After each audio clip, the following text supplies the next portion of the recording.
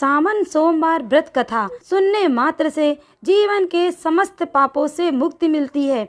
देवों के देव महादेव बहुत ही भोले माने जाते हैं, इसलिए उनका एक नाम भोलेनाथ भी है।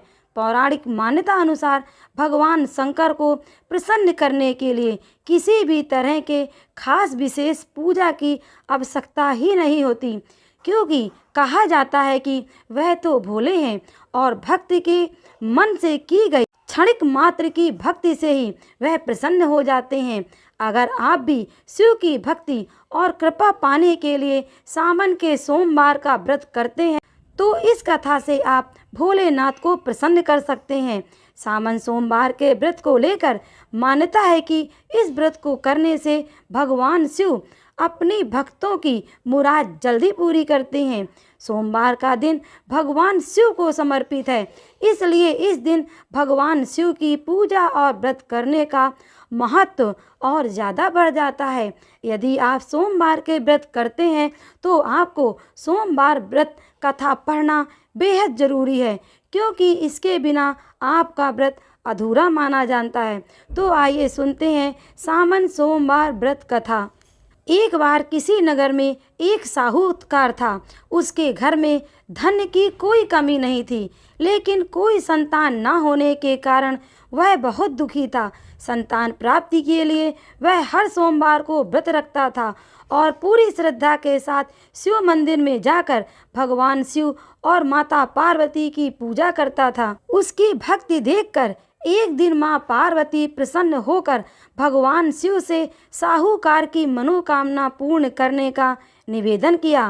पार्वती जी के आग्रह पर भगवान शिव ने कहा, हे पार्वती, इस संसार में हर प्राणी को उसके कर्मों का फल मिलता है और जिसके भाग्य में जो हो उसे भोगना ही पड़ता है। इसलिए पार्वती जी ने साहूकार की भक्ति देखकर उसकी मनोकामना पूर्ण करने की इच्छा व्यक्त की। माता पार्वती के आग्रह पर शिव जी ने साहूकार को पुत्र प्राप्ति का वरदान तो दिया, लेकिन उन्होंने बताया कि यह बालक 12 वर्ष तक ही जीवित रहेगा। माता पार्वती और भगवान शिव की बातचीत को साहूकार सुन रहा था, इसलिए उसे ना तो इस बात की खुशी थी और ना ही दुख। वह पहले की भांति शिव जी की पूजा करता रहा।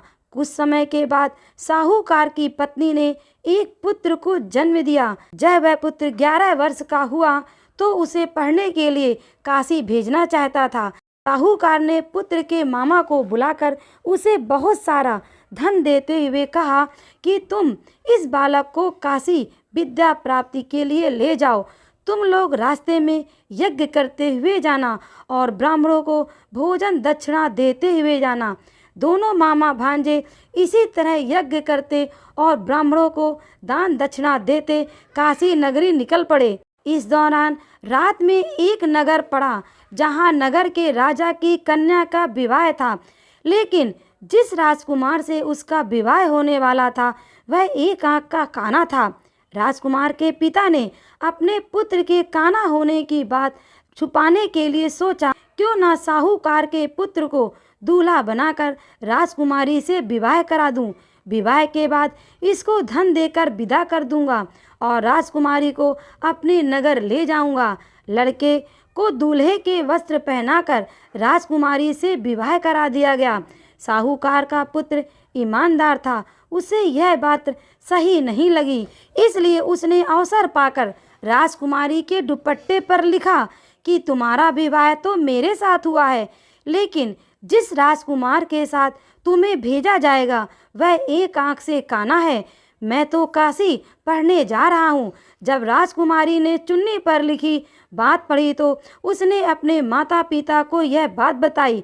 राजा ने अपनी पुत्री को विदा नहीं किया, बारात वापस चली गई। दूसरी ओर साहूकार का लड़का और उसका मामा काशी पहुँचे और वहाँ जाकर उन्होंने यज्ञ किया। जिस दिन लड़का 12 साल का हुआ उस दिन भी यज्ञ का आयोजन था। लड़के ने अपने मामा से कहा कि मेरी तबीयत कुछ ठीक नहीं है। मामा ने कहा कि तुम अंदर जाकर आराम कर लो। शिव जी के वरदान अनुसार कुछ ही देर में उस बालक के प्राण निकल गए। मृत भांजे को देखकर उसके मामा ने विलाप करना शुरू कर दिया।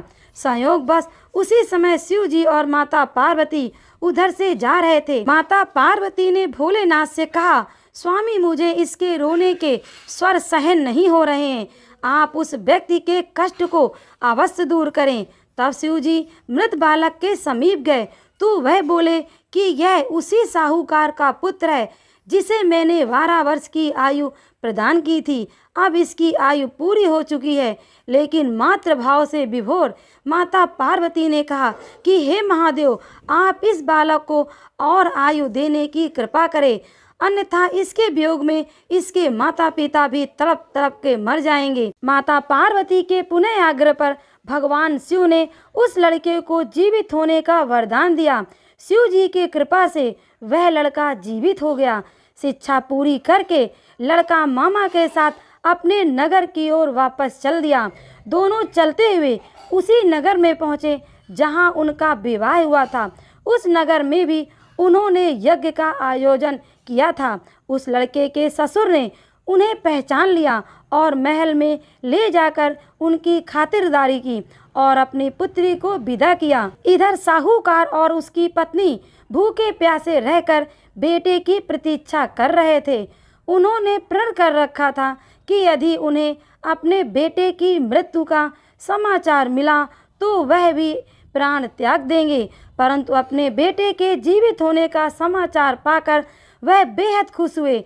उसी रात भगवान शिव ने साहूकार के स्वप्न में आकर कहा, हे श्रेष्ठी, मैंने तेरे सोमवार के व्रत करने और व्रत कथा सुनने से प्रसन्न होकर तेरे पुत्र को लंबी आयु प्रदान की है। इसी प्रकार जो कोई सोमवार व्रत करता है या कथा को सुनता है और पढ़ता है, उसके सभी दुख दूर होते हैं और उनकी सभी मनोकामनाएं पूर्ण होती हैं।